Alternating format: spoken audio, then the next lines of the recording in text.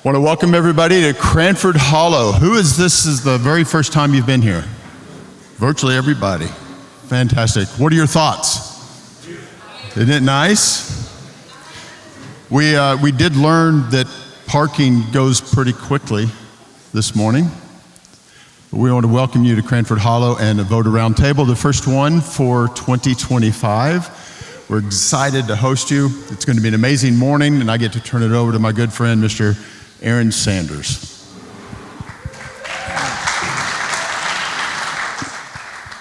Well, I know that we're already at a win this morning because Lance took quite a while to get you to stop talking. So the Avoda Roundtable is the space that we create for connection and communication and encouragement for collaboration in business. And the fact that you're all here tells me that that is working as an outlet.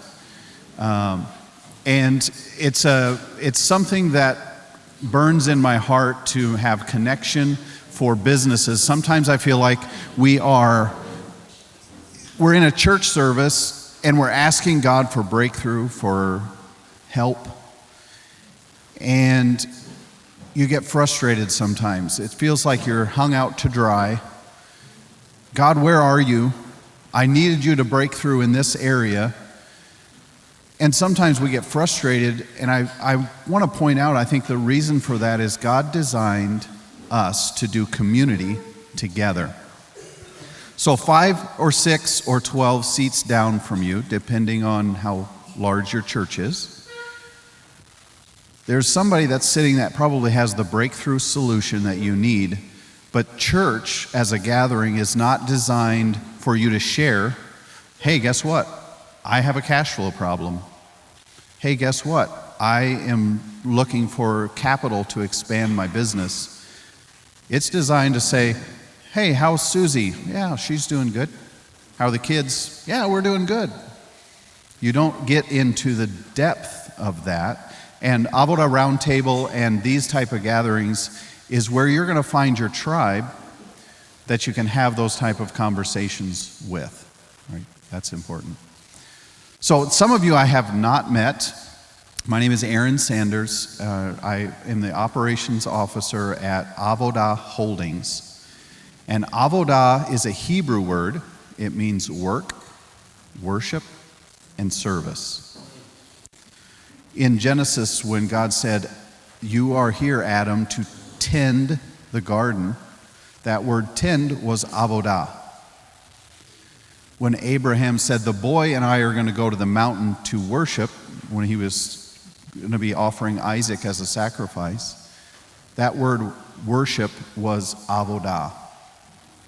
And if you're a good Christian, either you or your parents or your grandparents had a Bible verse hanging on the wall that said, "As for me and my house, we will serve the Lord," right? This is your bellwether. Are you a good Christian? Do you have a good Christian lineage? That should have been on the wall somewhere. That word serve, once again, is avodah. It's a transformative word for me because I have felt like in the Christian circle a fish out of water in some aspects. I don't preach a sermon. You don't want me singing. That's why I love about our church. They sing so loud in there that I can sing as loud as I want and nobody knows that that's happening. So I didn't fit there. I didn't feel like I should be an evangelist. There's a list of callings from Christian service that never resonated with me. And the term avodah helped me to extend my knowledge of what God is expecting from people. And work actually is part of that. I used to feel shame for the success that I had. Anything I touched in business took off. At 11 years old, I started a business and revolutionized. I had a plan for transformation. Back then, I don't know if you remember this, but there was a newspaper, and you held it in your hand, and it was really, by today's standards, it was old news. Right? It was yesterday's news or or whatever they could print it in the middle of the night. But there was a process of wrapping it in a rubber band and a plastic bag and throwing it as you drove by on your bicycle. And I was doing that. Was the business. But I thought, you know what, there's a senior community here, and they don't want to walk out and pick up a wet paper. So what if I put it between the screen door and the big door so that when they open their main door, it would flop down and that revolutionized that business. At 11 years old, I recognized, wait a minute, I really enjoy business. The problem was that there wasn't a mechanism for that in the church world. I had people tell me, you're running from being a pastor, you should be a pastor, you lead people well. I just didn't resonate with that. And the term Avoda helped to unlock something in me to realize, wait a minute, we need to be encouraging people who have skills in business. And today we're going to talk about, this may seem like a new concept to you, but it's so old and underused that it will feel new to us in this season. I'm not presenting anything that is not biblical to you, and we're going to talk through some of that today. I'm presenting an old system that has just been underutilized. We're going to start exploring that. One of the things that I have done is through Avoda Holdings. This is a for-profit entity in operation. Anybody been to 1819 Coffee? Whoop, whoop. Yeah. 1819 Coffee, Homestead Manor, was purchased by a nonprofit. And Pastor Dustin Smith, you raise your hand over there, he's the mastermind that said, you know what? I think God's telling us to buy a 200-year-old historic property that does not fit the model of church. And I don't know if you have ever done any work on remodeling anything, but if it's 200 years old, there's all kinds of work to be done on that. And we've got a 6,000 square foot, 200-year-old manor house, a 7,000 square foot event barn where we meet and have church. But Dustin said something to me, and it was the beginning of the movement that is what Homestead is today. And he said, I don't care if 500 people show up to my church service. If there are 5,000 people being ministered to throughout the week, it's a win. And that's visionary leadership. That's something that I had in my heart, but somebody's turning our lights. Oh, it's my son. Either that or he just took the bullet for somebody that's around the corner, because it looks like that's what, that is what happened. So this introduces a different model, right? From a nonprofit standpoint, to purchase a property that does not fit a church, but is about ministering to the community. So what has happened in the last 4 years of that property is 3,000 people per week go through a coffee shop. And I've been a part of churches my whole life, and third generation, some form of pastor. And I've never known a church that has 3,000 people per week hanging out in the church lobby, not on a Sunday.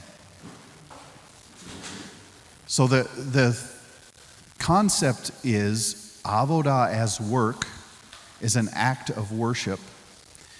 And it looks like coffee on a Monday, and it looks like a wedding event or a corporate event on a Friday or a Saturday, but the mission is still the same. How do we impact people? How do we introduce and reveal who God is, awaken people to their relationship with Him?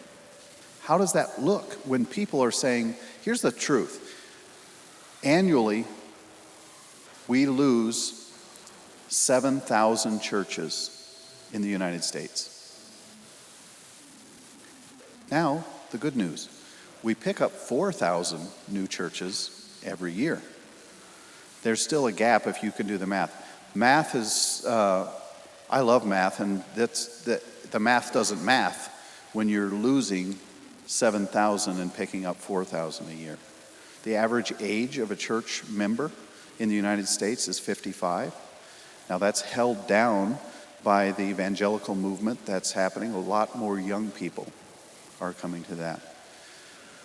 But we have to be honest with ourselves on these numbers. At the same time, last year, there was a 24% increase in purchases of Bibles.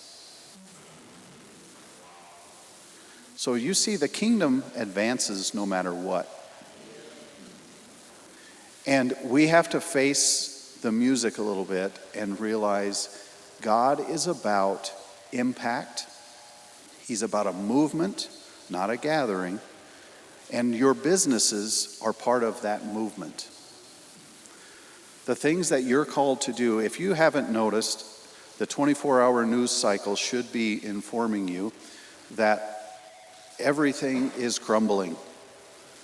Your financial system isn't working anymore. Your government system, that's a great thing, isn't it? Wow, we're not going to go there this morning. But your education system, crumbling. Medical system, crumbling. I'm not doom and gloom. I'm saying that God is actually putting his people in a position to recognize now that our calling is avoda. It is work. It is worship. It is service. It's creating a 7-day-a-week, 365-day-a-year model that is integral to the kingdom's expansion. And you are part of that.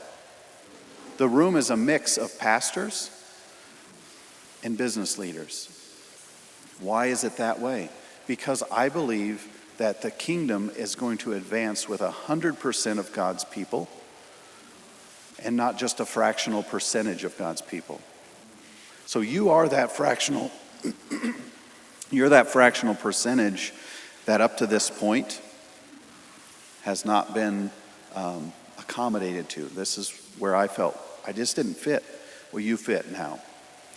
Now, I want to talk to you a little bit about this property, Cranford Hollow. Another thing that I am involved in is a financial system that I had 2 banks tell me this year that they are not writing loans to nonprofits anymore. And the reason they said that they're not doing it is it's too heavy of a risk. One of them said, look at the last 18 months of church history and you tell me, as a banker, does it work?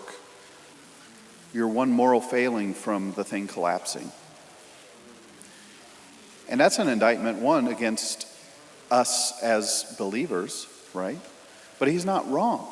So one of the things, the solution, as once again, the financial system that we know is not supporting the advancement of the kingdom. So what I'm working on with a group is an investment fund that will start purchasing these type of properties that partner with a church community, a healthy faith community, and expand the gospel through 7-day-a-week, 365 days ministry.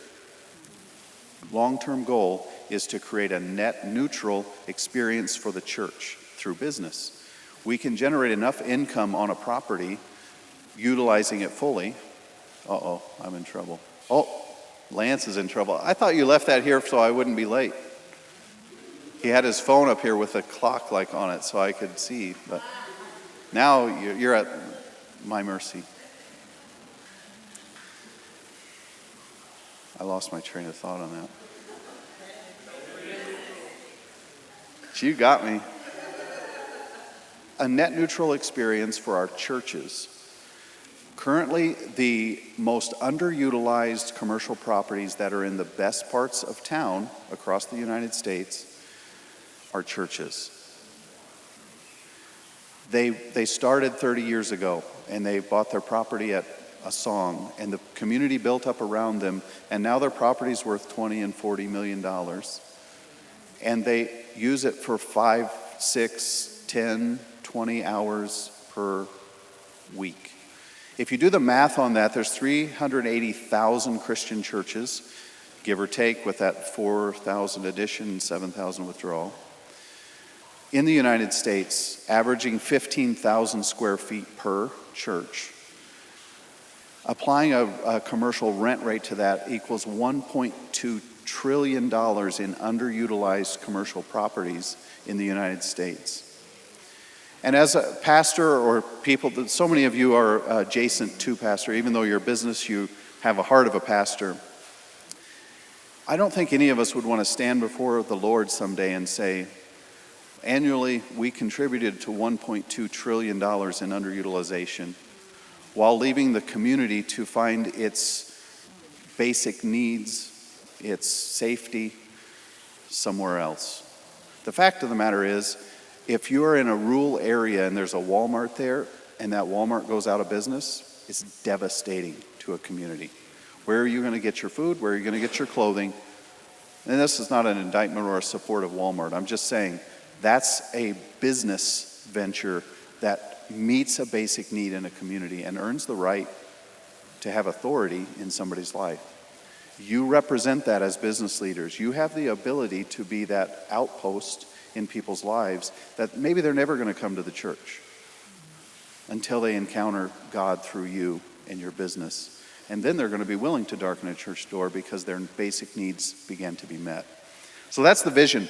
I want to reinforce what we're doing here, and this is just the beginning. I foresee that we're going to be having thousands of people come through this venue to understand what it is to partner with a nonprofit and a for-profit. How do I do business like I've always wanted to do business, but it actually impacts the kingdom directly? We're going to start learning that. This is not a gathering for the sake of gathering. From an investment standpoint, Avoda Holdings is currently, if we don't pay any of the speakers today, about $6,000 in the hole to put this on. Now, I'm not trying to scare you, or I'm just telling you, we're investing in you. Why? Because we're invested in a movement of the kingdom that's going to transform that issues that we just talked about with church and business. You see why they need to be together? As we move forward, and then just use your imagination. I don't know if you know that the YMCA is a 501c3. And there's class action lawsuit saying, from other gyms saying, you know what, you guys are really not helping the community to the extent that justifies the tax break that you have. And we would like you to have to pay taxes so that it levels the playing field for our business. There's that class action lawsuit. If that goes the way that one of the vice presidents of the YMCA thinks it will go, they're going to lose access to their 501c3. It's not too big of a leap to say that $20 million church property, that $40 million church property that's not generating revenue is not in the target of a government that is currently not valuing that role. So why does business matter at that point? This new model that I'm talking about and what we've illustrated at Homestead, it matters because if they pull your 501c3 at your church, there's a 40% commercial tax rate on your property based on its value. You would have to pay the employees tax. Everything you purchased would be taxed. How long do you think that current situation with 7,000 churches lost, how many would that accelerate? You see, it's vital. I'm not throwing shade on the church system. I'm trying to bring to light why you need. What's that?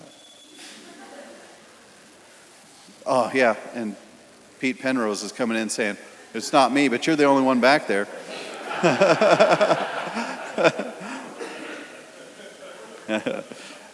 Sure, Pete. He gets some attention. Okay, I think I've reinforced the point. Why are we here? We're here to solve a problem. We're not gathering just to gather. We're not gathering as a networking community, although that's part of it. We're not gathering to further your business and make additional growth or expansion of your business, although those are side benefits. What are we here for? Why would we keep coming to this? There's a massive difference between a movement and a gathering. I think you need to have a gathering. Obviously, we do here today. This is important. But I want to go over some of the structure of a movement, and I want you to take note on this, how it applies to your business. Is your business a movement? So here's an example. How many have when your clothes are just not quite dirty enough to go into the laundry, you throw them on that exercise equipment that's in the bedroom, right? Peloton has a movement that they have created that happens to be that device that you're throwing the clothes on. It's just much more expensive. But they are not selling stationary bikes. They are selling a movement of exercise connection. You can actually join a class with somebody that's in China. You could join a class with somebody who's in South America. And now you're part of a community of fitness and health. They're selling the movement of health, and just the mechanism that they do it is with a bicycle in your bedroom. That's a movement. You can try to people to sell that bike all you want. Unless it's attached to some movement, they're not going to do it. In 1984, some of you are around to remember this. 1984, the Apple computers took out an ad for the Super Bowl, and it was Think Different. And they started their attack on the IBM computers, which were only used in corporate stuffy settings. And they wanted people to start saying, you know what, I actually would value that in my home. I want to have my own personal computer. And now, the fruit of that movement that they created, people line up around the block to spend thousands of dollars on a personal computer that fits in your pocket that Lance sent Jen up here to get because he's so attached to it. That started in 1984 with a movement that said, we need to educate people in personal computing. Movements are what your business should be about. The question I want you to ask, write down and answer for yourself, separate from here today, chew on this with the Lord a little bit, is what does my business look like as a movement? Sometimes we get just distracted with the product that we provide, the front face of our business, but what product do you supply? Another example of this, I'll just use 1819 Coffee. We sell coffee. This is a piece you might not know. I don't like coffee. I don't drink coffee. I actually have a strong opinion about coffee. So strong. I actually have strong opinions about a lot of things, as my wife would attest to. But coffee for me is, and I'm sorry that you're all drinking it, but it's water through a dirty brown sock. Like, I can't get it to taste good if I don't put a bunch of sugar and milk and other things into it. That brings it up to the calorie count of a milkshake, and I actually like milkshakes. So when you send me a message saying, hey, I'd like to go to coffee with you, I just say, hey, I'd like to go get milkshakes with you. I'm in. I am still 12 years old in that regard. But the coffee shop is not for me about selling coffee. Although there's 3,000 people per week going through, they're getting coffee, they're having meetings. Behind the bar at 1819 is a movement statement.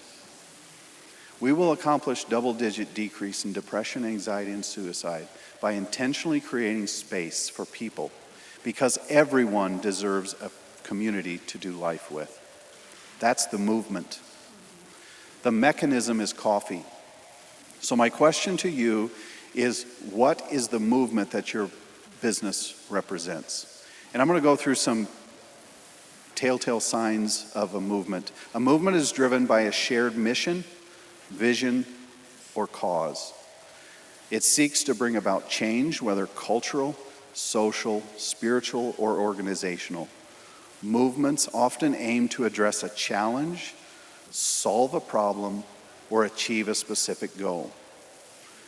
So from an Avoda standpoint, Avoda in-person gatherings, the live events, the 400 and some people that are on the private Facebook group, the movement that we are a part of there is engaging you back into the kingdom of heaven. Now, it has a lot of different expressions, and it's going to have even more expressions as we move forward. This building is an expression of that mission, right? And we need that. We need to get in the same room. We need to encourage one another, and we need to connect. But this connection, this encouragement can never exceed the purpose. Sometimes it happens that our gathering, our product, becomes the sole thing. If you started your business because you need money, then I'm going to ask you to have a conversation with God this week and ask him why you should have started the business. We'll get into that a little bit later. First is purpose. That's the movement. That's what I just went through, the shared mission, vision. What's your purpose of your business, of your gathering, of your ministry? What is the purpose? Secondly, there's a unique structure to a movement. And that structure often has a loose or decentralized structure, allowing flexibility and organic growth. Ray Hughes, who's a Christian historian, amazing man, mentor of mine, he says this: the greatest moves of God start in a cave and die in a cathedral. A movement has to be flexible. It cannot be rigidly structured. I'm not saying that structure isn't important. It is vital. I am a structure person. My kids are about 2 years apart, and I have 4 of them. Spreadsheets and structure are important to me. You figure it out. A little bit detailed. Structure is vital in moving a business or a movement forward, but it needs to be loose enough to continue to have the values of the movement, because that's going to flex depending on the people that you serve and the product that you offer. So the second piece to note down is, what is the structure of your business or ministry? Does it align more with a movement, or is it outside of those categories? The third piece is impact and longevity. A movement creates a lasting impact. When I talked about, it was so good that Lance needed his phone, because 1984 to now shows that's a lasting impact. Anybody recently bought the new headphones that Apple put out for $600 or $700? I know Adam Brown did. Oh no, he said no, he didn't do it. You bought that because somebody created a movement that lasts for a long time.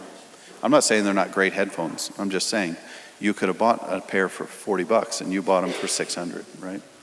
So impact and longevity, that's the telltale sign of a movement. Momentum, this is important.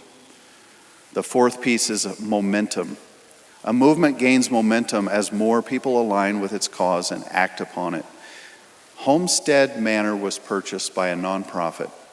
And when that nonprofit went to the bank for the first time to purchase it, they asked, "How much money do you have?" And I love Dustin Smith's answer, "Well, how much time do we have to have that money?" Because he was standing there representing 70 to 80 families of a church that had been less than 6 months old, and no significant capital to put towards a purchase of a property. Now, if you had just said, "Hey, we're going to start another church," and the bank was very familiar with church starts, so they set $1 million is what's needed to raise, and you have 30 days to do that in. Hindsight, we found that the reason they said that is because they know churches, and there are people that 5 and 10 years and they haven't raised $1 million yet. So it was a pretty safe bet to placate and say, "Yeah, you guys are going to do that." But because we were not another church gathering, he had a heart for a movement that said, "I don't care if 500 people show up. I want 5,000 people coming through a property and being ministered to." And that's why he invested in business and had a different vision. Within 40 days, there was $1 million. Why? When churches can't do that, the bank is confident that churches can't do that. Why did it happen? It happened because it wasn't a business, it wasn't a ministry, it was a mission, a movement.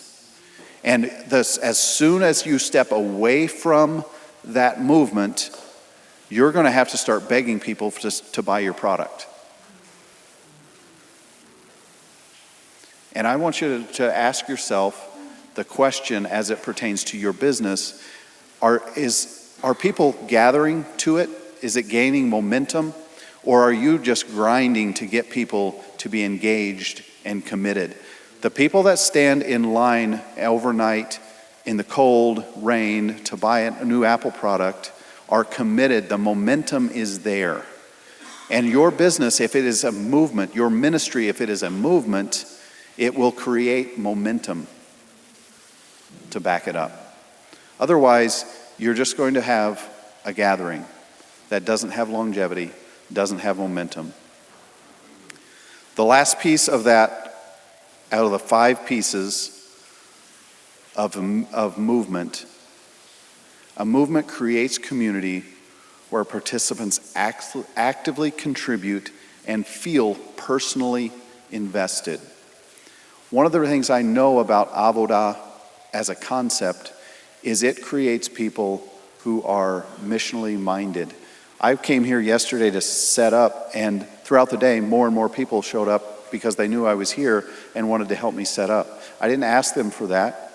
They're part of they get the movement of it. They want to be involved. They want to participate in it. The question I have for you is your business a movement, or do you just have a product? Is your ministry a movement, or do you just have a gathering? Right? 3 other things that we're going to cover here this morning. Just for your notes, we will explore what the kingdom and God's original design for dominion and partnership. What was God's original design for the kingdom of heaven? Sometimes we lose that, especially if you're multiple generations into what is the kingdom of heaven? It seems to be very important. The first words Jesus said from a messaging standpoint is repent, for the kingdom of heaven is at hand. That's pretty weighty. He brings the kingdom into play. And if we actually believe that if we seek first the kingdom and his right way of doing things, it's the golden ticket. I don't know how else to read that. He says, if you seek first the kingdom and his right way of doing things, all of the other things are going to be added to you. So why wouldn't you spend some time asking God, what kind of movement am I creating through my business? And how does it impact your kingdom? How can I add an asset, add a value to your kingdom? Because when I do that, everything else gets taken care of. It seems to be basic, right? That's what I want us to be in one room and start forming relationships and connections that when you go to milkshakes together, right? Chocolate for me. Actually, we have all healthy treats back there, and I told Jen, I said, I don't want to have any treats that don't cause your brain to engage. I need to have good, solid, healthy sugars and high protein content. And she said, they need something sweet. And she knows my weakness. She said, I'm getting them some chocolate. And I'm like, okay, well, that's fine. So the answer to that question is, let's go to chocolate milkshakes. I want you to get together with people because you're going to need some support as you start stepping into this. There is I say there's a rut. There's a rut of typical traditional church. Dustin Smith had a vision for, let's get outside of that rut and buy a property that doesn't fit a church. Has that caused problems and struggles? Yes, but every movement does. Once you get comfortable in a cathedral, your movement dies. And I'm not saying in being intentional, but you need to understand your breakthrough, that what we are trying to transform in our culture is only going to happen when you're uncomfortable. And you say, I love to be having change. No, you don't. 20 years ago, there was a book that made it through all of our corporate lives, and it was called Who Moved My Cheese? And I was manager of 3 divisions at that point, and I got it for every one of my people because I'm dealing with people that said, she came by and took my Kleenexes off my desk. You're paying $120,000 a year. Can you buy some more Kleenexes? You know, but the book was how to be comfortable when things shift, when they change. And the fact is, as much as you want to have change, resistance is needed for you to change. Anybody that had some time off over the holidays kind of maybe found it difficult to get off the couch after binge watching for a while. And you're like, I've got to get back to work. I've got to do this thing. You got comfortable and you needed some resistance. That work needed to be done. Your movement needed to happen again, right? You're going to have to realize that the kingdom is God's original design. And how do you fit into that? The second thing we're going to cover as we move forward is the importance of priorities in aligning with God's kingdom. Once again, you're going to have to take captive what are your priorities. And one thing I do know is scope creep is a real thing. And scope creep means that I'm going to do, this is the scope of what I'm going to do, and before long you have expanded that and you're doing a whole bunch of other things that are not moving the ball forward, and you're on your way to losing the movement in favor of a product or an offering. This takes some diligence. You need to surround yourself. You've heard that you're a conglomeration of the 5 people that you're closest to. So you need to choose who you're close to. And I will just tell you that not all of the 5 people that I want surrounding me are currently living.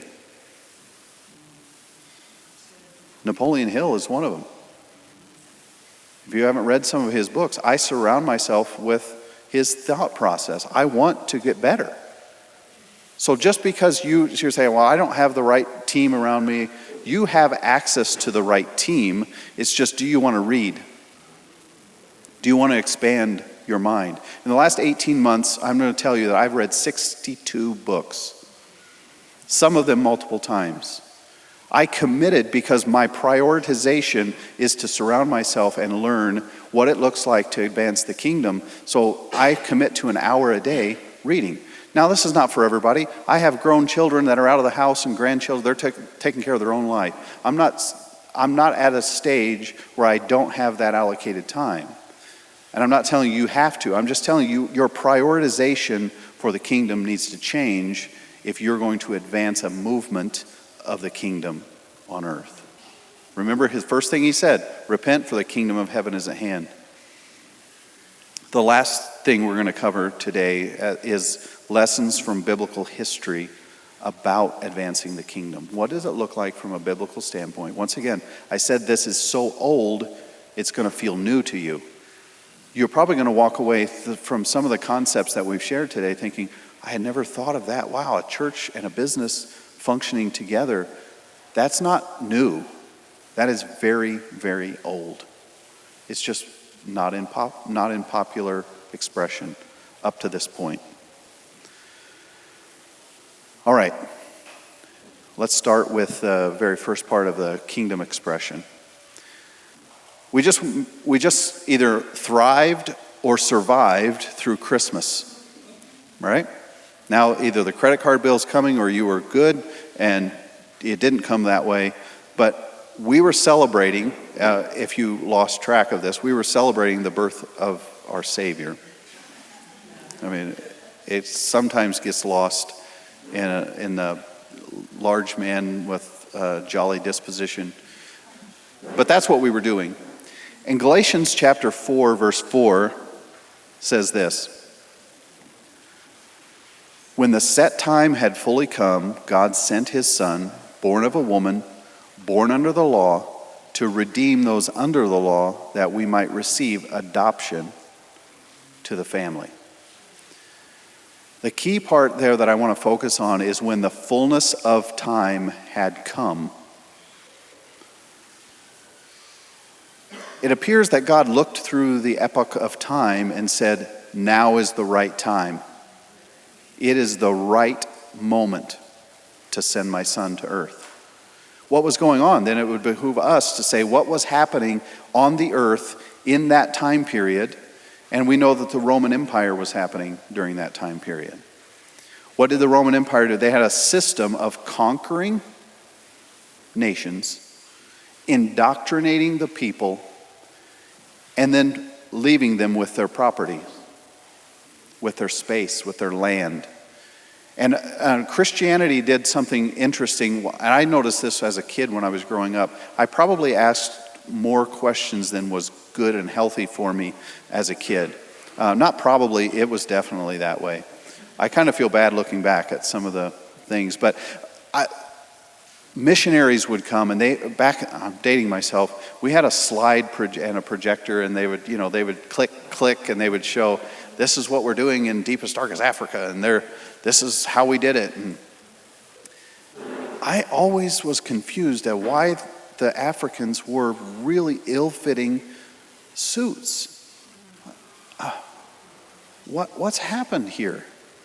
Well, then I find out that they're taking a collection of anybody's suits that are at the church, and they're going to bring them back to Africa with them. So that's why they're wearing ill-fitting suits. They weren't wearing their cultural clothing. They were fitting a model that we were presenting to them. The Roman Empire was not doing that. They were coming in, conquering the land, indoctrinating the people, and then leaving them with their culture to work out the indoctrination of the Romans in their culture. And God looked down and said, this is the time. This is the time to send him. Now, in that context, Jesus used the term when he said, I'm starting a movement. And he used a specific word when he said that, which would have been a challenge to the disciples. He used a word called, it's ecclesia. He said, I'm going to create an ecclesia. Now, the disciples were Jews, so they understood the gathering concept, that is synagogue. Synagogue means gathering. They would have understood that concept. But God didn't use that context. He said, I'm going to create an ecclesia. Well, an ecclesia was a Greek word that the Athenians used. They were spread out all across the countryside. And they didn't have the 24-hour news cycle. They did not have the blessing of Apple computers that would tell you at a text message that says, hey, we're being attacked over here, or hey, things are going really well over here. They had to get together periodically, and it was called an ecclesia when they would get together. So all of the aspects of the Athenian culture would come together and send a representative to form an ecclesia. And in an ecclesia, they would say, what's going on in your area? Oh, well, we're doing really well. Our economy's doing well. Government structure's well. How about you? Oh, well, our area, we keep getting attacked from the sea, this group of people. And then they have to vote and decide, do we fight back against the attacks that are coming from the sea? Or how do we help reallocate the resources that are in your economy's doing well so that the area that is doing poorly? That's what an ecclesia was when Jesus came on the scenes and says, I'm creating an ecclesia. So when the fullness of time was come, God came into a culture that was kingdom-based. And in addition to that, he said, I want to make sure that when you guys get together, you're on task, you're on mission. What is your movement? The movement is the kingdom. So how do we get together to support one another? How do we educate around what the kingdom is? How do I support you in doing the kingdom? Using the Greek word, what we are doing here today is an ecclesia. It's a gathering of people that say the kingdom of heaven is at hand and I play a part. Jeremy's business plays a part. Lauren's business plays a part. How can we support one another? How can we equip one another to go back into the workplace and make sure that we have a movement and not a product? Because if we're not circling the wagons, if we're not challenging one another and not asking these rough questions, you are going to have a product. And you are going to have a gathering, and you are going to have a non-movement to some extent. This isn't what an ecclesia is. And I'm not saying that we shouldn't have gatherings. We absolutely should have gatherings, but they need to be on point, on mission, right? Yeah, I don't think I'm going to cover that. I'm sorry, I'm having internal dialogue with myself. The thing to realize is that God delayed creation until Adam was there. Things aren't going to grow. They're not going to flourish. They're not going to develop because Adam is not there to tend the garden. Avoda. There are parts of this world that God is waiting for you to engage in and your business, and things are held up because you're not executing the movement. You've gotten distracted because you need to make some money, and I want you to have a solid conversation with God around that. Who is your provider? What does it look like to seek first the kingdom? It's so important. This kingdom concept is so important to him that he said, the first thing, repent because the kingdom's coming. When God looked through the epoch of time, he said, now is the time to come because it's kingdom based. If you are not asking yourself the question, how does my business fit into the kingdom? You are missing out on some things. How does your ministry impact the kingdom? You say, well, my ministry is the kingdom. I will tell you that 15 years ago, maybe a little more than that, I helped a church do a complete remodel and a beautiful, beautiful building. And I was standing in front of it, and I was just so excited. It's done. And I felt like God said to me, do you think I like this? And I wish I was spiritual enough to have a whole dialogue that I could share with you in that moment. But I just got to sit in that for probably 5 years, asking him, why wouldn't you be? And that's when I came to the revelation of the underutilization of commercial properties. We asked people that were making $50,000 a year to dig deep, give, build for something that sat dormant 90% of the week. So that was my first interaction, was just because you have a ministry, just because you are doing church doesn't mean that's kingdom.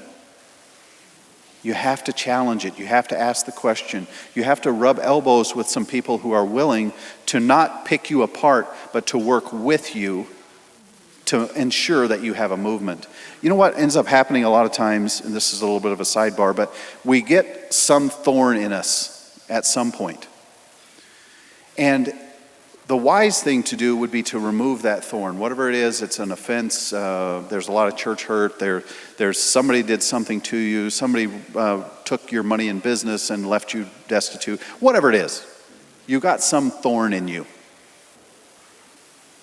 And instead of taking that thorn out, we engineer our lives in a way so that that thorn doesn't touch anything, because it really hurts when that thorn touches something. It pushes it on that nerve, and you don't want that. So before long, you have invented a giant apparatus that you walk around in that protects you from that thorn being touched. And then you might even come up to the point where this apparatus works so well for you, you're going to start training other people in how to have the apparatus not touch the thorn that's in them. Before long, you have built an entire industry around this apparatus that prevents the thorn from being touched. That's the difference between a business and a movement. What would be better is, instead of them coming to learn how to function with that thorn in, would be better to say, we want to remove that thorn. You'll never need that apparatus. You're going to be free to function in the world. That's the difference between a movement and a gathering or a product, right? Genesis 1:26 says, then God said, let us make mankind in our image, in our likeness, so that they may rule over the fish of the sea, the birds of the sky, over the livestock, and all the wild animals, and over all the creatures that move along the ground. What's left out of that list? Dominion is a really exciting thing, right? And there are all kinds of teaching around dominion from a kingdom standpoint, and you have authority to take control of this, that, and the other thing. There's something that's left out of that list that I just read. What's that? People. Including you. He didn't give you authority over you. He didn't give you authority over your neighbor. I would say 90%, this is my own rough estimate, 90% of the struggles throughout history have involved two categories: religion and government. And both of those institutions try to control people. You were never given dominion over people. You were given dominion over the land. You were given dominion over the creatures of the earth, but you were not given dominion over your own self. God had a plan, remember? Now, Adam and Eve come on the scene. What's God trying to do? He's saying, I want to have an outpost of heaven on earth. I want to put some ambassadors of heaven on earth. That's the goal. I will still be their king. I will still dictate and direct their life. An outpost of heaven is what the kingdom is. It's what his plan was. But in order for you to actually be an outpost of heaven, you need to realize that you are only given control over the land, the sea, the fish, the air, not you. Adam and Eve didn't get that. They chose to be in control of themselves, which lost them not access to heaven, it lost them access to heaven on earth. That's a key difference. What God was planning to do is bring heaven's realm of activity to earth. And that only works when you are subject to the king, that you listen and obey the king, because you're not even in charge of your own life. He's in charge of your life. You don't have authority over your own life. You say, well, I'm an American. I do have authority over it. That's part of the problem. Democracy is great, and I love it. And now it's crumbling and crashing in some aspect. But why did it start? What was it in response to? Anybody? It was in response to a kingdom with a bad king. God is not opposed to the kingdom structure. He's opposed to bad kings.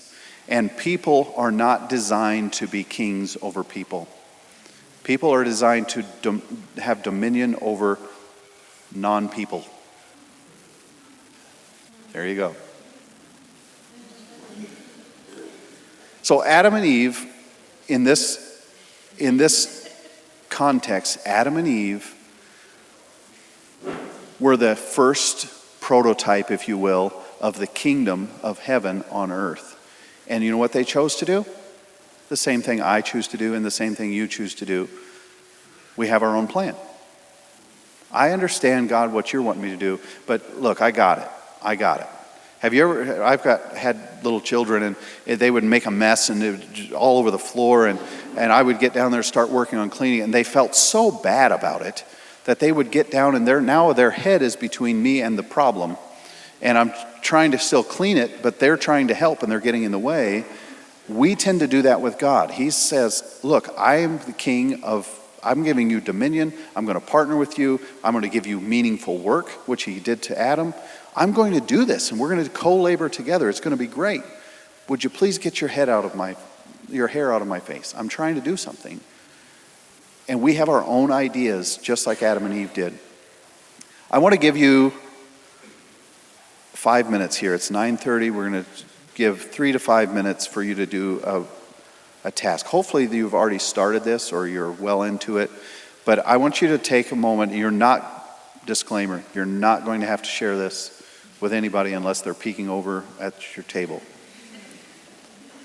But I want you to write your top 5 goals for this year down.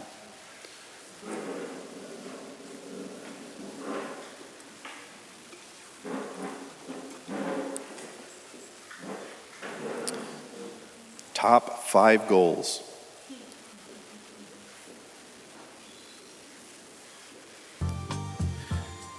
All right, a key point to remember is that, and I keep this at the forefront of my mind, or I try to. Success in the wrong endeavor is life's greatest failure.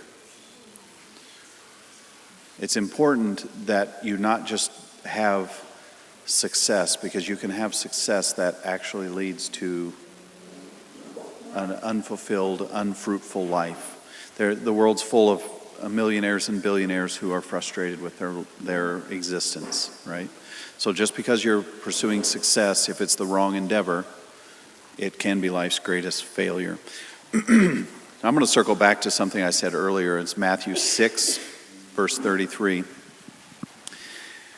I'm going to read it to you. It says, "But seek first his kingdom and his righteousness, and all these things will be given to you as well." First, seek first kingdom and his righteousness, his right way of doing things, and all of the rest. It's what I referred to as the golden ticket earlier. How many are familiar with Maslow's hierarchy of needs? Maslow's hierarchy of needs. I'm going to go through the Maslow's hierarchy of needs in order from first to fifth. First is physiological needs. These are your basic needs for survival. Food, water, shelter, sleep, air. These are important pieces. You're not going to make it to the next level of life if you can't breathe, because you're not going to be able to live. You need to shelter, food, water. The second level of that is safety needs. Once your physical air, life, nourishment is there, you're going to need to have safety in order to function and live, according to Maslow. Financial stability falls into this. Health, wellness falls into this category. The third is love and belonging.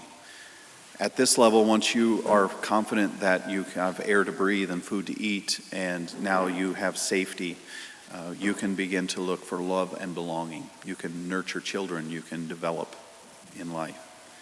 The fourth is esteem needs. This stage involves desire and respect, recognition, self-esteem. You need people to say, "I'm for you. I believe in you. I love what you're doing," and it's moving forward. It's one of the tenets that Avoda Holdings, or Avoda Roundtable does. It's encouraging you. When you post something out there and say, "Hey, I'm struggling with this," somebody's on there praying with you. Somebody's believing with you. This is that stage, according to Maslow, esteem. The fifth and final that he had settled on was self-actualization. This is the highest level of Maslow's hierarchy, and it is the point where you start actually developing. It's you're reading books to develop yourself. You're self-motivated. You have mantras that help you get through the day, get your mind aligned right. You can kind of take control of your life at this self-actualization stage. Now, as Maslow aged near the end of his career, he added a sixth step to that, and it's transcendence. And his contention was that there's a level of hierarchy that transcends everything else. That it doesn't matter then, when you're transcendent, what your health is like, what your esteem is like. You don't value those things anymore, because it's a transcendent level. And I wonder if he's not beating around the bush of what God is saying. Seek first the kingdom, and that untaps a transcendent level that it doesn't matter. It has to be. Well, otherwise, Stephen is being stoned, and he doesn't have Maslow's hierarchy of needs going on at that moment. He's not safe. But what is his response? Anybody that's biblical scholars in the room? Was he running? Was he running and throwing? No. He had a smile on his face, and he's actually saying, they don't even know what they're doing. That's a transcendent level.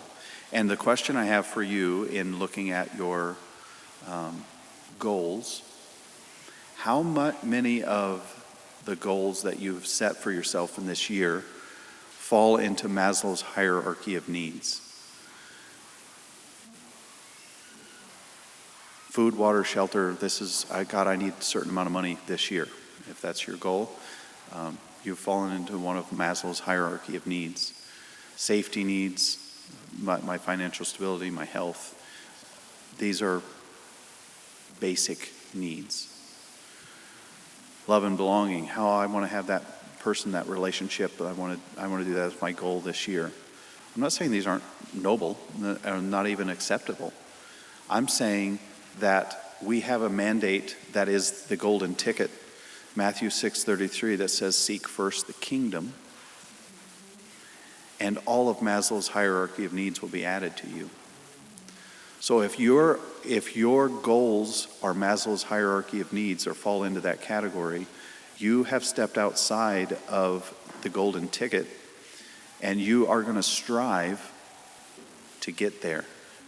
What happened when Adam and Eve stepped outside of the structure of the kingdom by disobedience? What was the result? Does anybody, another Bible scholar? Ground was cursed, pain and reproduction. They were disconnected from the tree of life. Yep. Yes, ability to see and perceive evil. All of those things are the result of choosing your own way. One of the things that was specifically spelled out is that you're going to work from the sweat of your brow. How many have started a business and felt like it's just crushing you?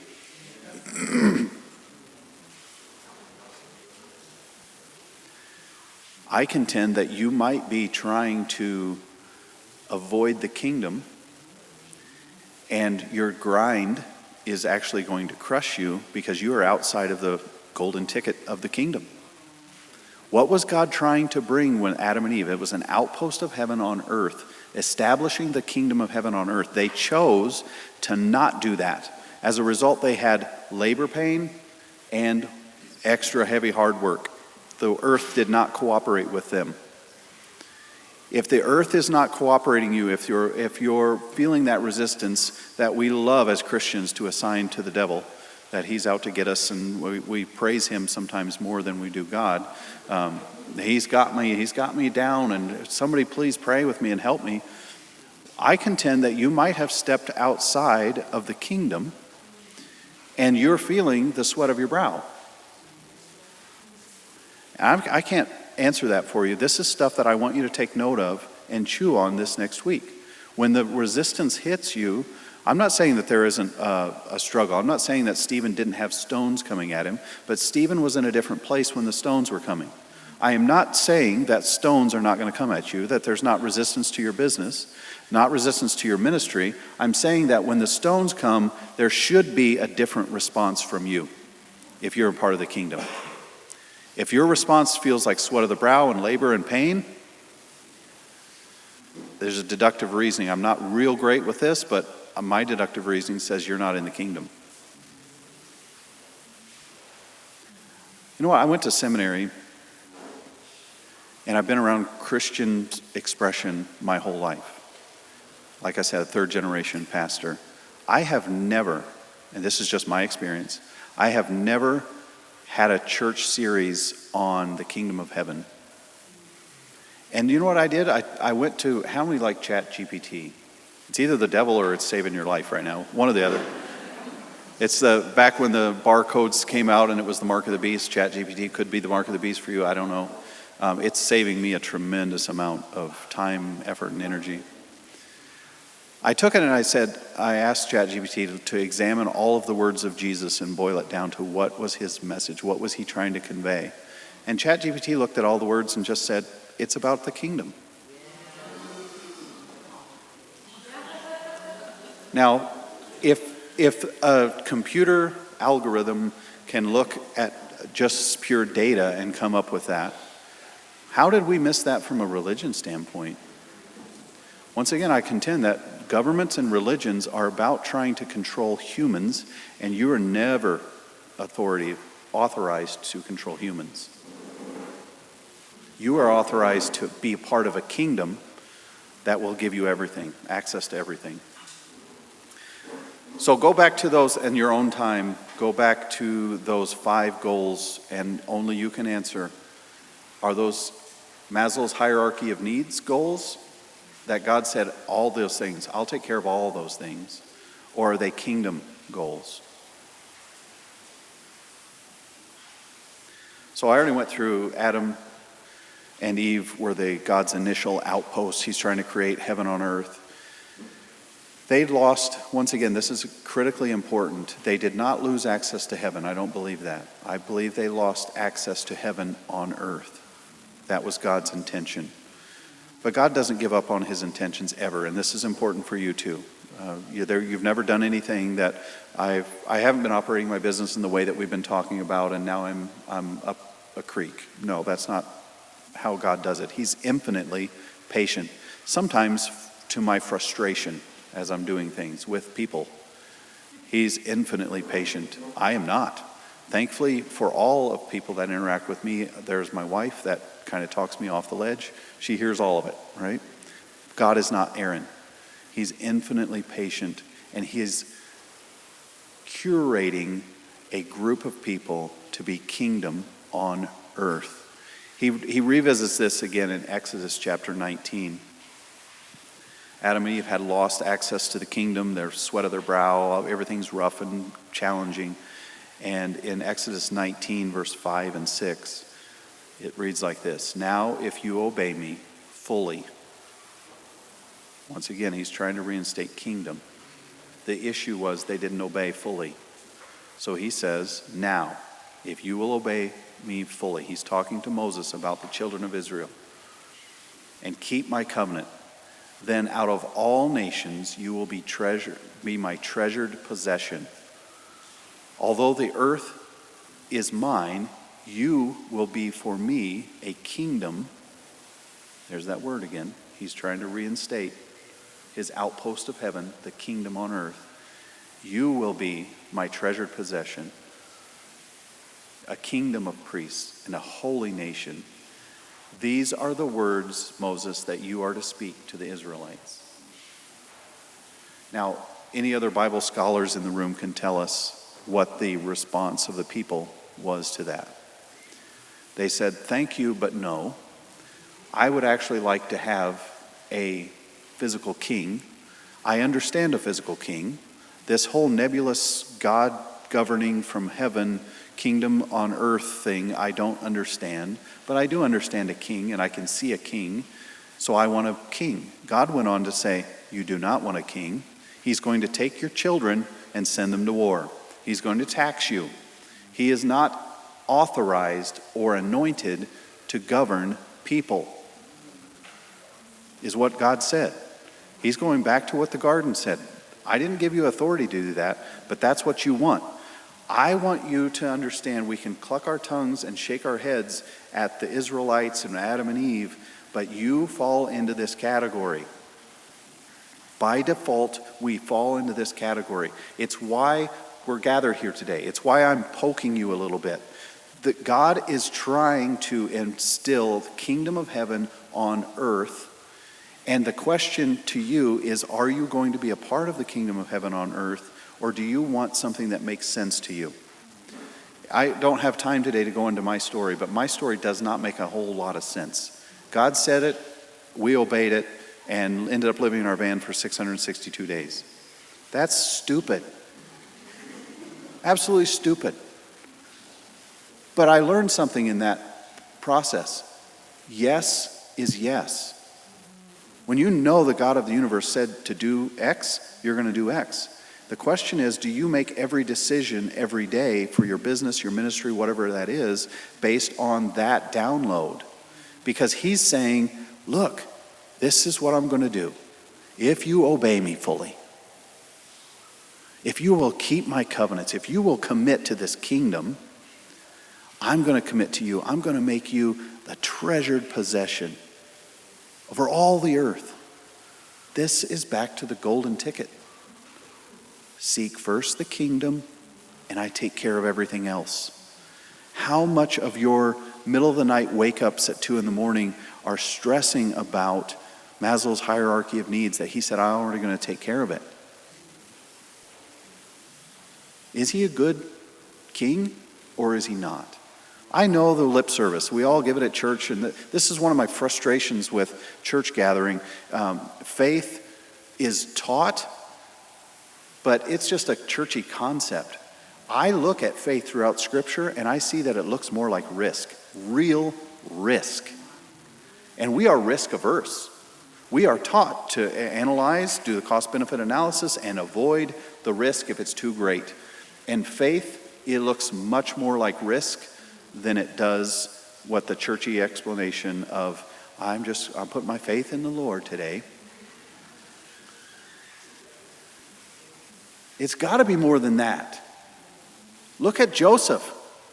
He had to have faith that he saw the dream, the vision, when he was cast into the pit. When he was pulled out of the pit, there's hope. Oh, no, that's not hope. I'm sold into slavery. Oh, I've gotten to this position at the king. That's hope. Nope, now I'm accused of rape and I'm in prison. Now I'm in prison, but I've got an opportunity to get out of it, but they forgot about me. That's faith. It looks a lot like risk, and we have a much better relationship in our actual life with risk than we do with faith. And we need to shift that. Stop being so risk averse that you are not willing to hear and obey no matter what he says. And that is going to challenge your relationship. Do you actually hear him? My sheep do what? Yeah. They hear his voice. They know his voice.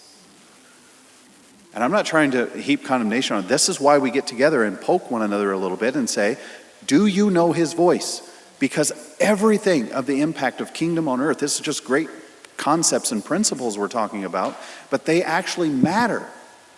You are given dominion over the earth. You know what happens when a business actually functions this way as what we're talking about?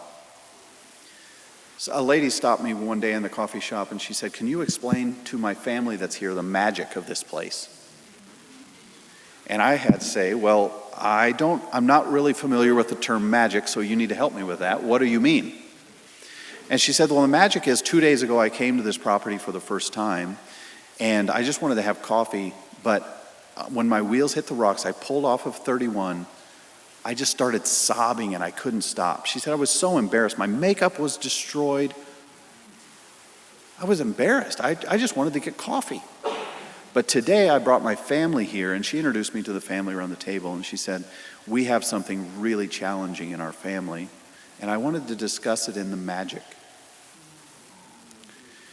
And I said, well, are you a believer? And she said, no, we're not believers. So I turned to the table and I started explaining. I said, I can bring you to 5 employees on this property right now, and there's a very specific prayer that we pray. And it's when the wheels hit the rocks. We're a historic property, so there is no concrete. It would be nice, especially when there's snow, to have church.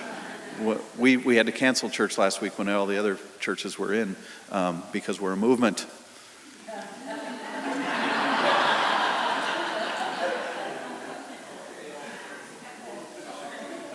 The other aspect of that is we're in this barn is so nice. It's spray insulated and the heat stays in here. It feels nice. Tomorrow it's going to be 25 degrees, and anybody that's at Hope Unlimited Church meeting in the barn is going to be exposed to 25 degree weather while we worship.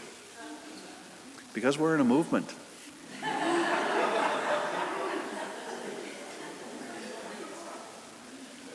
Apple will have no standing on us. And I'm not saying that that's the way God needs to move. It's what we're doing right now. If you have a good warm cushion tomorrow, great. We support you. We love you. We're just not there right now. So this lady says, I started introducing them to the table or to the concept, and I said, we pray specifically that when the wheels hit the rocks, that you would encounter God like you've never experienced him before.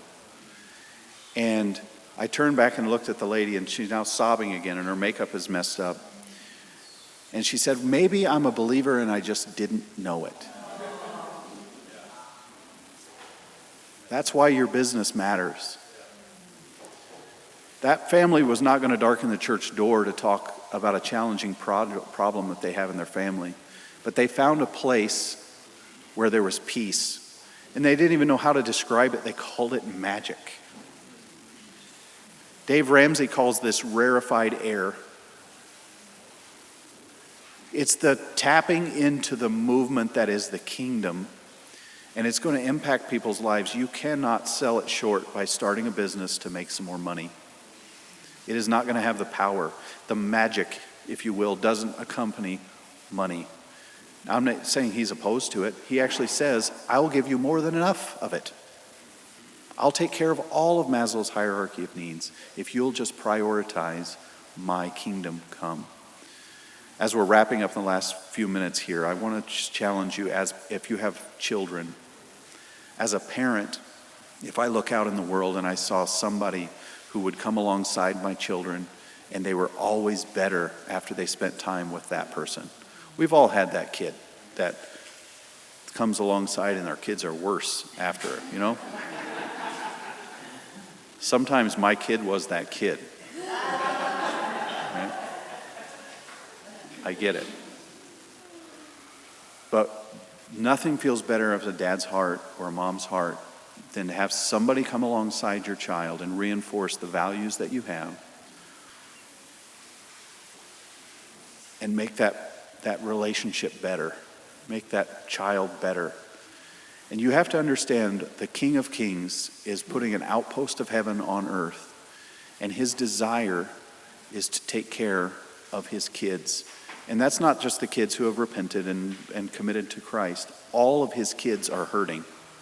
Both the ones that are good, dedicated Christians and the ones that are good, dedicated atheists. All of his kids are hurting. And he's looking for somebody to pop their hand up and say, I want to be part of the kingdom. And I want to prioritize your heart. And I don't want to serve coffee to make money. I want to serve a mission, a movement that is about stopping depression, anxiety, and suicide by creating an intentional space. And you're going to have to fill that spot in for yourself and your business, your ministry. What does it look like to actually seek first the kingdom? And guard that kingdom pursuit as a movement and not as a cathedral. When I hear somebody comes to me and they say, you know what, I'm going to start this business, and then the next words out of their mouth is, I just want to be able to hand it off to somebody or sell it and just make some money. I'm thinking, that's not a kingdom business. I'm not saying that you can't scale something up and hand it to somebody who carries the mission for it. But if you're so short-sighted that you're making the decision based on Maslow's hierarchy of needs, it's going to leave you empty. Once again, success at the wrong things is long-term failure. Well, there's good news and there's bad news. The bad news, maybe it's good news for you, is we have 3 minutes left. I have 3 pages of notes left. We didn't get to talk about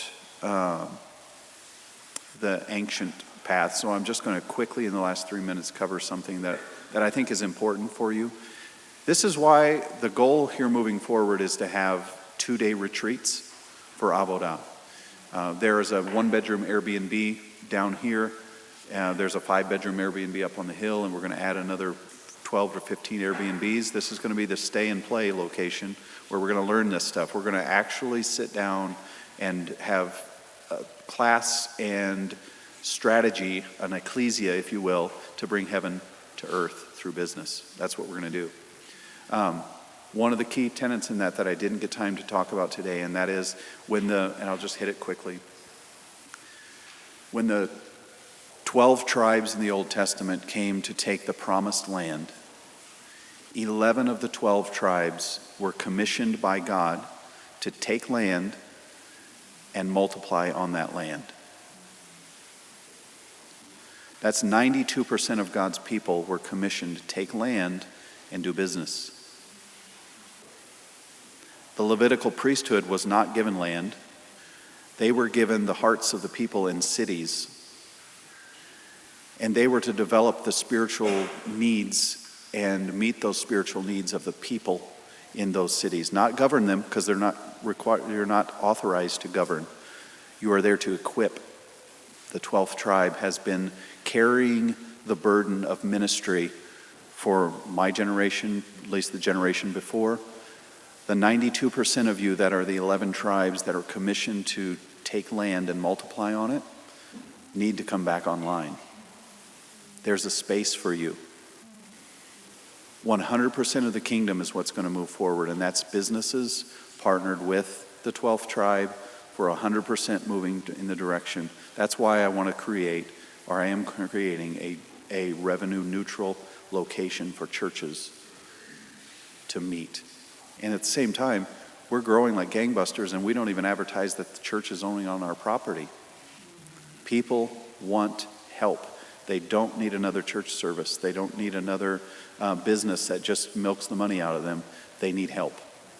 And if you can tap into the King of Kings and prioritize his needs and his kids over your needs, because he's got you, you're going to be the transformative kingdom of heaven on earth that he's been working towards from Adam and Eve to Israelites, to when the time was perfectly come, he introduced into the Roman Empire the kingdom. You have access to that. Okay, it is exactly 10 o'clock. We're going to take a 15-minute break. And then we'll circle back. Lance Welch is going to drop some amazing wisdom on us. And so take a 15-minute break, grab some snacks, go to the bathroom. Be blessed.